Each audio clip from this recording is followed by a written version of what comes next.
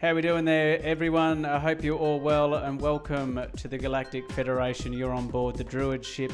This is Earth 1 as we sit some distance from the beautiful Bluestar planet Earth and keep a watch on what's going on during this transformational time of 2000 to 2012 where human consciousness is rapidly changing, and so is climate on the planet Earth. So how do we mirror the two together and make sure there's peace? Well, that's the whole point of this program. We're going to cut down to Danny on at Earth Sanctuary World Nature Centre. He's going to have a bit of a chat about recycling.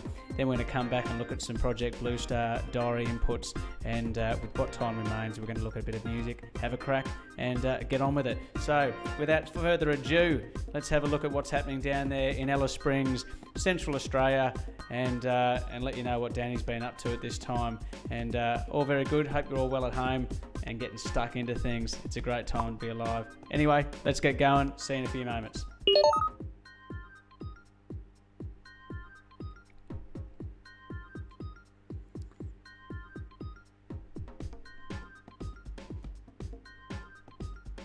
Tommy, welcome back down to the planet Earth Federation headquarters, Earth Sanctuary World Nature Centre here in Alice Springs. Oh, I just love looking at that orange dirt and then blue sky. It is just awesome. Recycling, how essential is it? Oh, how furious does it make you when you look at your bin every night or every week and the shit that you throw away, and particularly all those ETs out there who just cannot stand the fact of seeing this crap going into our bins. I know people are trying to be conscious, we certainly are as well, and it is very, very difficult to do, particularly when you still can't go to supermarkets with the same bottle or the plastic container that you bought just to fill up.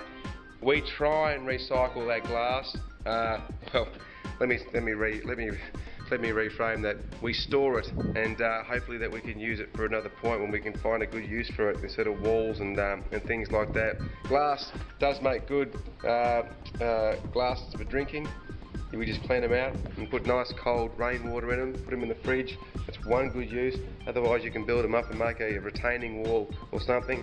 But other products you really need to get on the local councils and see where their recycling is going. But ultimately, we just need to make sure that when we're out there purchasing products from the supermarket, because you have the power in your hand. Make sure that when you're buying products, make sure that the product is coming from a green organisation. The economy is essential to keep going around the planet Earth. It is essential. It binds our societies together, and it is essential. What we need to do is we need to make a revolution into the green industry. Make sure that these people are the ones that are dictating where our economy goes. But ultimately, the power is with you. You're going to spend it. You're the investor on the planet Earth. So do the planet Earth a big favour and invest into green energies and green technologies. Tommy, I better get out of here. Let's go and do some MILK mega mixing down at Earth Sanctuary Homestead. I'll see you soon. See you, man. Great stuff there, Danny. That's just fantastic. And the case recycling revolution. It is about a green revolution, keeping this planet free of the rapacious, over-resourceful characteristics of this very money-driven society. And that's exactly what we're going to do. One word of information that's come in.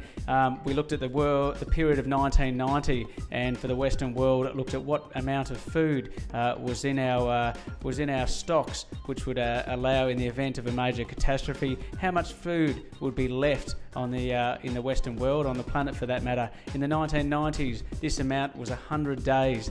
In the event of a catastrophe, would only have 100 days of food left. Now, in this period, be it 2008, there's as little as 50 days. So the amount of reserves is halved, and that's a wonderful byproduct of the reduction in resources, and particularly farming land, agricultural land, and the advent of the livestock industry, which consumes so much land with a very small output of actual consuming byproduct. That's why the vegetarian revolution has to take place, simply to be sustainable into the future, and also for human health in its own right, and for the protection of our essential water resources, which in spite of being the water planet, only 2% of the water is actually drinkable fresh water. So she's indeed a water planet, but that is no excuse but to be sensible. Anyway, guys, let's have a quick look at milikom.com, MILIKOM, over at the wonderful website. If you get a chance to get a look at all that, have a damn good look. There's plenty of news and information, and that's what she looks like there. And if you get a chance later on, get stuck into that and give it a stab. Anyway, I'm going to come back here. Let's have a look at the Bluestar Diaries and get stuck into this. We'll see you guys shortly.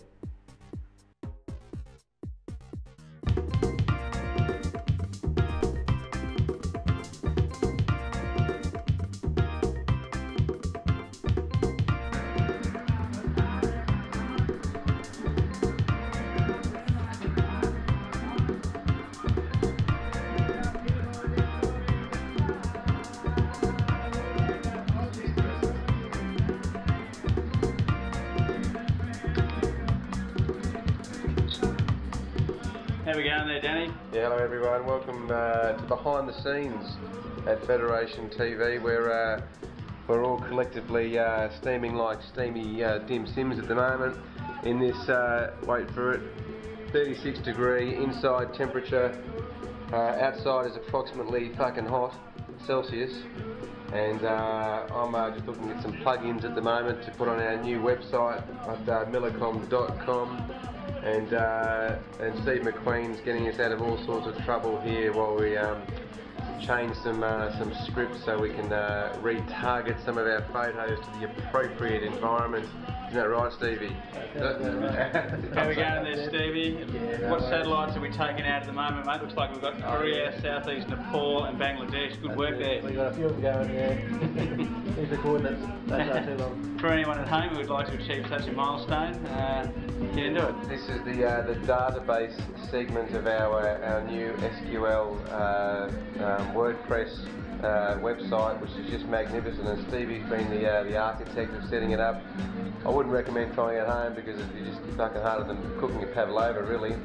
But once you do get it up, it's a magnificent database system, and we're currently just piling an awesome amount of information from ufology to some conspiracy stuff went into today, and there's some light worker information went in there, and Stevie's working on our personal blogs, which went in a couple of years ago.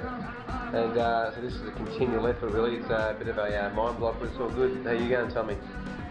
Not bad, Danny. It's been a very good day despite the heat, the 4,000 degrees Celsius. It feels like we're living in a volcano, and but we've still been very productive. We're still going hammer and tong and getting the uploads for the good old milikon.com site, and we've got, I think we've got 2 weeks of material sitting in here in these systems awaiting launch into the big World Wide Web of insanity. And we've got maybe 2 hours, and hopefully we'll have a cold ale to get stuck into, as it's blowy as a sandfly outside. It's very drier than a box full of sandpapers, and uglier than a bucket full of busted up crabs. It's hard to imagine, but it's pretty bad. And yeah, so we've got a couple of diaries up where Stevie's going hard on the website. How far are we behind, Tommy? I believe we've just input the 17th day of December. We're living in the past in some ways, and we've got inputs to do up until obviously today being the 11th day. How annoying is it? It's a little bit annoying living in the past, but we're used to it. And it's a bit like accounting. All these years of accounting with the bean counters, it's been good practice doing our archiving. But there's a silver lining in this insanity, and we're willing to go with it. But it'll make the beer at the end of the day ever so sweeter, whilst the nuffs of the world continue to plunder and pump CO2 and oil into this atmosphere. We will persevere. We will persevere at all costs. Nuffs of the world.